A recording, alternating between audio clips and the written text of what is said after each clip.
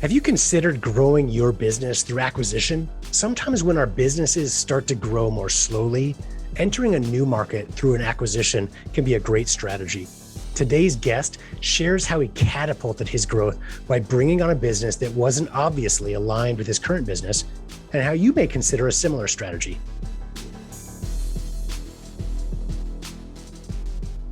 Welcome to another episode of the Harvest Growth Podcast, focused on helping consumer product companies, inventors, and entrepreneurs harvest the growth potential of their product businesses. Today, I'm really excited to be speaking with Chet Beiler. He's the owner and CEO of OverEZ Chicken Coop.com. We'll put that URL in our show notes, so be sure to check it out. He also owns a business called the Amish Country Gazebos business. So we'll talk a little bit about that as well in our conversations today. Really cool line of products, very unique for our many listeners that have been around for a while. We do a lot of on-the-shelf type products. This is a cool product that you're going to want to hear about. It's very different, and I'm sure in the way he's developed it and markets it. And I think a lot of people can learn from this conversation today. So Chet, I'm really excited to have you on the show today. Thanks again. Thank you, John. I'm honored to be on your show.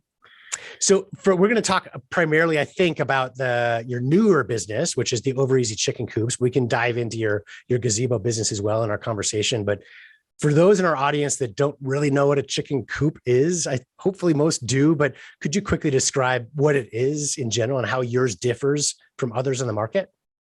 A chicken coop is generally for someone who has backyard chickens or maybe a farmette and they want 20 or less chickens. It's very different from, a large chicken house where you would have thousands of chickens for sure. So it's all about backyard chickens and, fresh organic eggs every day and that kind of thing. Perfect. It's funny. I've noticed a lot of my friends over the last couple of years, especially since COVID, but have started to buy chicken coops and put them up in their backyards. And I live in a fairly residential neighborhood in Colorado, so you don't need a lot of space for these as long as your HOA allows it, et cetera. And they've really loved it. It's been quite a cool experience. I love getting their eggs shared with us too, getting farm fresh or home fresh, however you call that, eggs in the background. So your coops that you've developed really have an advantage or several advantages over other coops that are out there. As I kind of read your bio and I've talked to you about this a little bit, you've been in the gazebo business, which is kind of sort of similar, at least in construction wise, right? You know how to make stuff that goes in a yard, right? What made you come up with this particular idea to make these coops better than others? Well, since the 80s, I've been focused on helping people enjoy outdoor living on their own property, primarily with landscape structures, gazebos, pergolas, pavilions. And I actually started the business from scratch in the 80s and then decided a few years ago that I wanted to grow by acquisition. So when there was actually a company in Colorado that down south of Colorado Springs, where they make sheds. In fact, I would highly recommend them to anyone. It's called The Shed Yard. And back in 2015, the four brothers who own that business, who used to live here in Pennsylvania, moved out to the West, and they were building houses and then tiny houses. And then they developed this shed company called The Shed Yard. And I guess it was 2014, 2015 at a trade show, they also made chicken coops, but these were chicken coops that were built like a shed, very hard to move around, expensive to ship. And even when you get it to Mrs. Smith's house, to get it into the backyard or wherever they want to position it was really a big chore. So they designed a modular coop that could be shipped knocked down, and then the components could be taken even through a house. We've even sold up into Long Island and Brooklyn, and sometimes we take the pieces through a townhouse into their postage stamp backyard, and they can have 3 or 4 chickens there. So the business was actually developed back in 2015, 16, and then I bought the business in June of 2020, right after COVID hit. We were in negotiations during that time. And what we discovered is that because of COVID, many, many millions of more people were deciding they wanted to have more sustainable living and fresh organic eggs every day. And so COVID was not hurtful to our growth. Yeah, absolutely. And these sheds, so you talked about some problems where they're hard to deliver, they're hard to set up. Yeah. I would imagine it was more of a local business in the past where people would buy from local ranch supplies because they were hard to ship, right? Where now you can ship to anywhere in the country. Is that correct? That's right. Actually, there are three categories of coops. You might say good, better, and best. I'm going to cut them a break and say even the imports from China are like okay, but many of those only last a season or two, and predators can get in, and some of them don't even have a floor, and you got to put them right on the ground. So they're, you can get those for under $500. And then if you get the shed-like coops, they are much more expensive. They're very well built. You won't ever have to get another one, but they are expensive to ship and hard to move around, as I mentioned a moment ago. So we decided that maybe we could find something down the middle. It's very good quality. The quality is almost as good as those that are built, big bulky ones from the shed companies, but it's modular. And so people love these, and we're selling them by the many thousands. And it's after we went forward with a nationwide marketing program, then our business really took off. When we bought the company, they were localized mainly there in Colorado in the West. And then when we bought the company, we applied some of what we learned and what you do so well, which is, either regional, we choose nationwide, digital marketing to get more attention from, homeowners for this product. Perfect. Once they buy these chicken coops, to consumers, what's your sense on how difficult it is to raise chickens? That's a question I get from friends that have had them, et cetera. Is it hard to get, once you get the coop, it's easy to set that up. How hard is it to manage the chickens? No, you're right. The coop is very easy to put together. We even have the screws right where they belong. Every coop that we make is fully assembled in our shop and then taken apart. And then it's just, 6 or 7 different pieces that you put together. It really goes together well. You can assemble it with 2 people in less than 1 hour.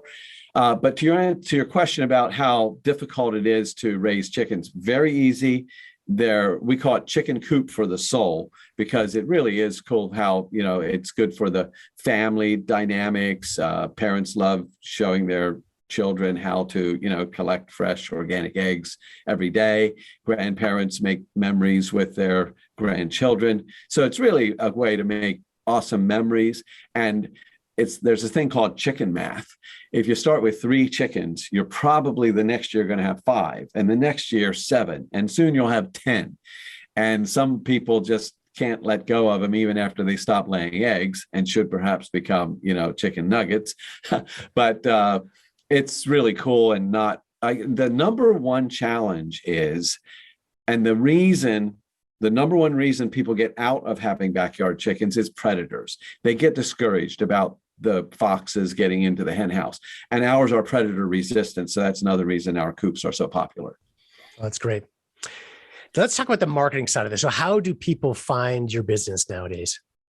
Well, you could probably write the script on this one, but we sort of reject billboard advertising or even print advertising. And our aim is to be there when someone searches online for anything backyard chicken related. And we find that the return on investment when we're there, when they are looking, is our best marketing dollars. Now, we do also go to market through dealers. We have hundreds of dealers across the country, and then we're on other digital platforms like Tractor Supply and other chains like that. So the standard answer for, be there when people are searching for you is traditional search engine marketing, of course. Yeah. So doing paid ads behind that works really well. As you said, have you found other techniques or marketing channels that work well in a similar fashion to be there at the right time as people are looking for them beyond search?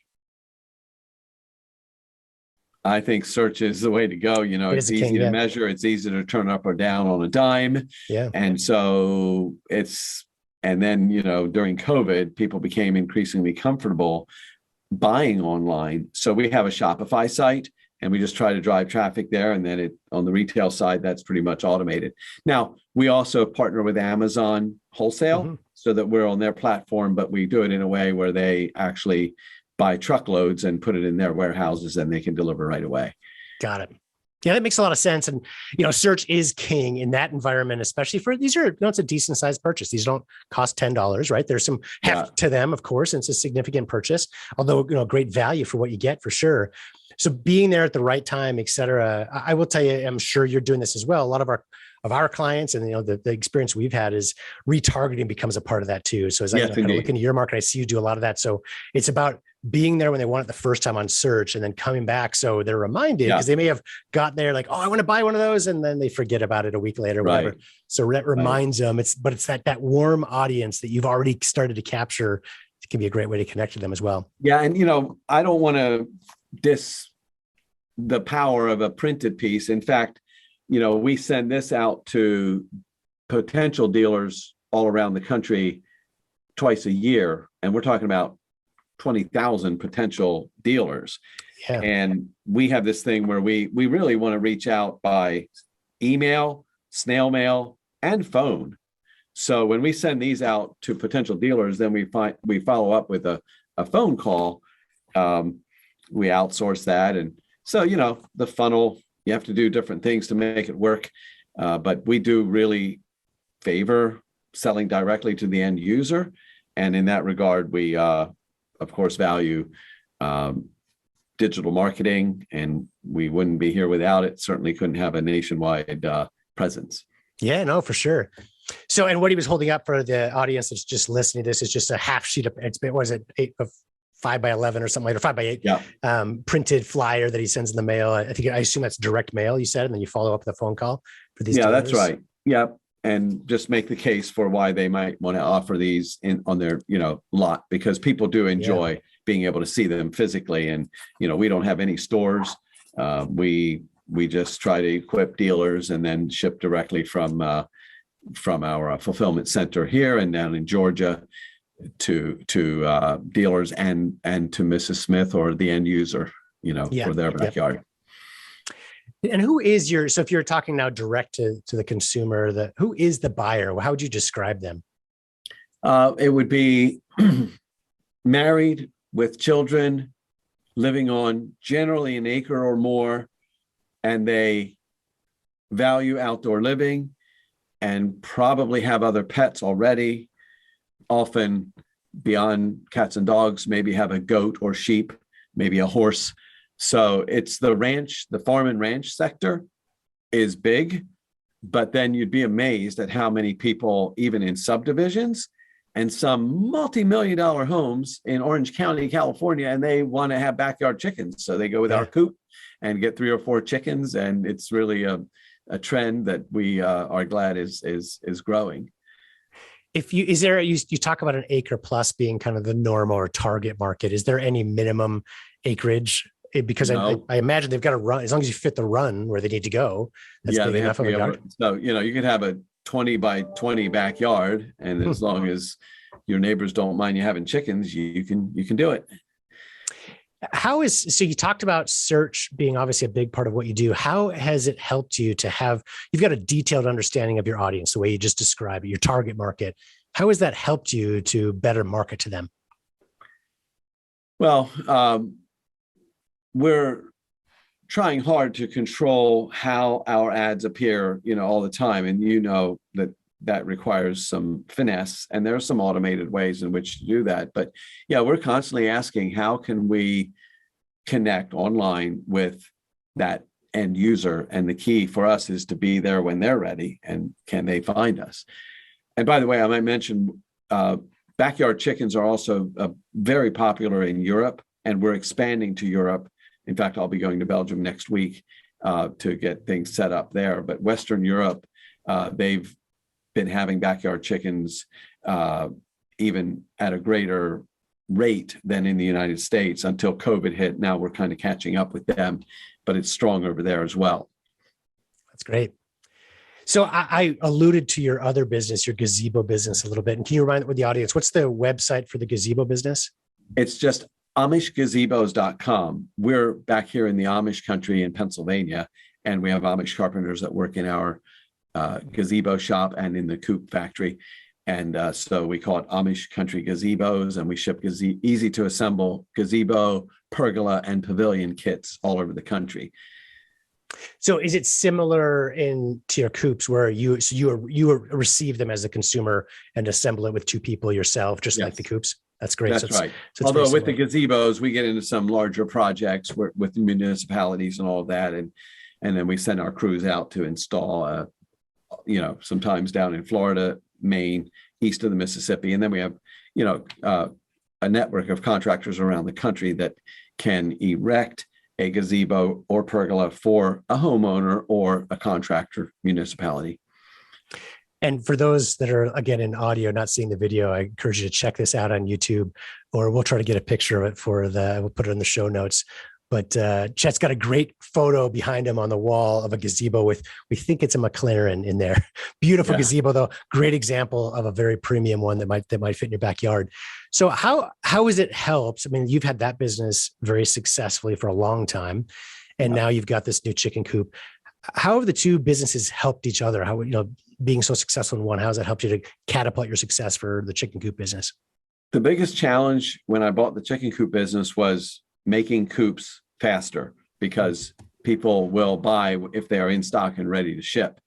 So when we could take a portion of our gazebo shop and start and turn it into a coop factory, and when we could set up a factory also down in Georgia for the coops, then that really solved that problem. And I would not have had the wherewithal, the knowledge, or the resources to solve that problem if it had not been for decades of experience in making landscape structures. I do like the fact that you talked about growing through acquisition, though, and thinking of that. I think it's great advice that a lot of our audience can learn from. So many people, they've got a successful product business, let's say, or maybe a service business. And so often, maybe we think about acquisition, but you look very close in, the layperson would never associate gazebos with chicken coops, right? It's a different market, different clientele, that kind of thing.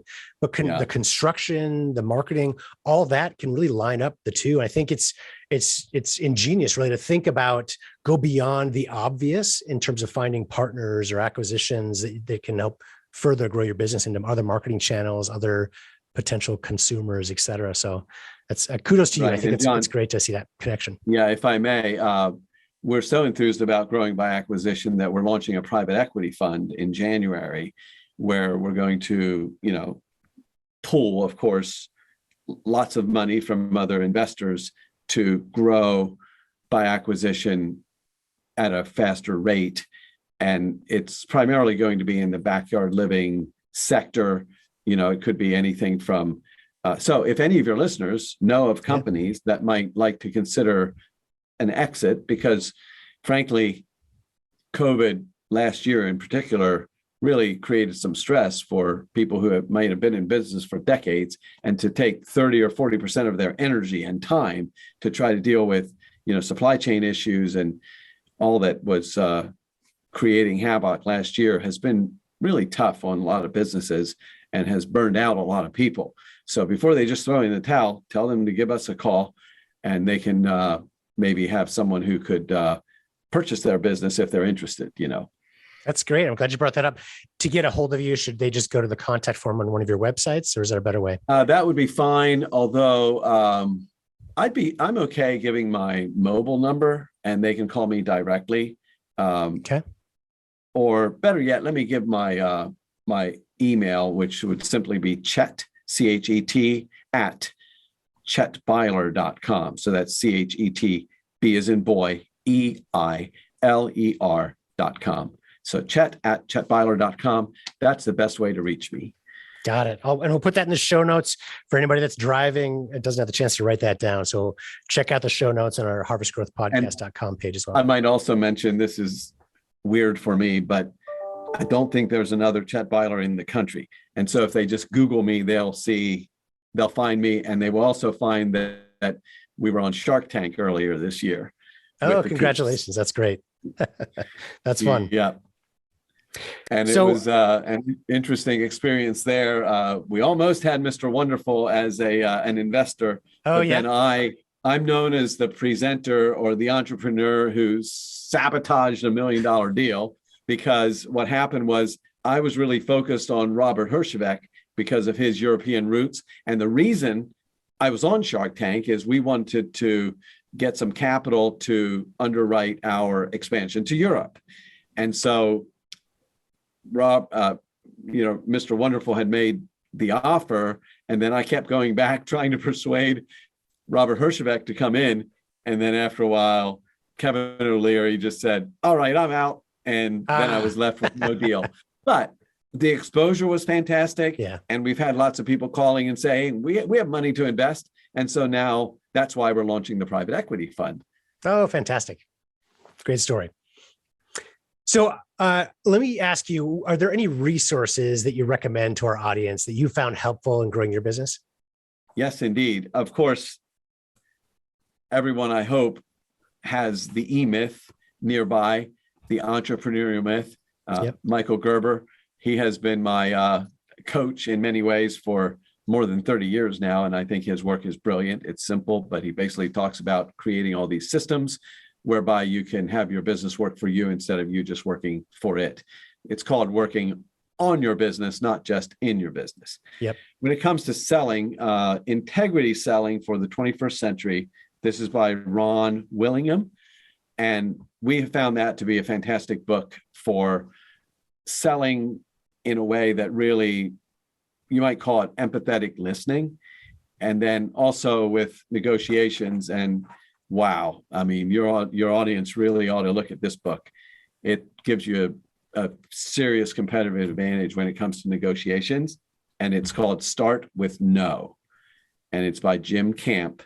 And for me, it's the best book I've ever accessed for negotiations, which we all are part of every day in some way or another. And it's really a good book about how to treat people with respect, how to draw them out, how to listen with kind of an open mind, a blank slate. And then if we really listen to each other well, all kinds of beautiful things can happen. And that's what we're trying to do as we acquire additional companies, is to really listen to what the current owners want and see if there can't be a fit where they can have a respectable exit and we can continue the legacy of what they created. Great. Love it. Love it. Thank you for sharing those. I've read 2 out of the 3 and both great books. I'll have to check out the third one as well. Is there anything, Chet, that I didn't ask in this interview that you think could be helpful for our audience?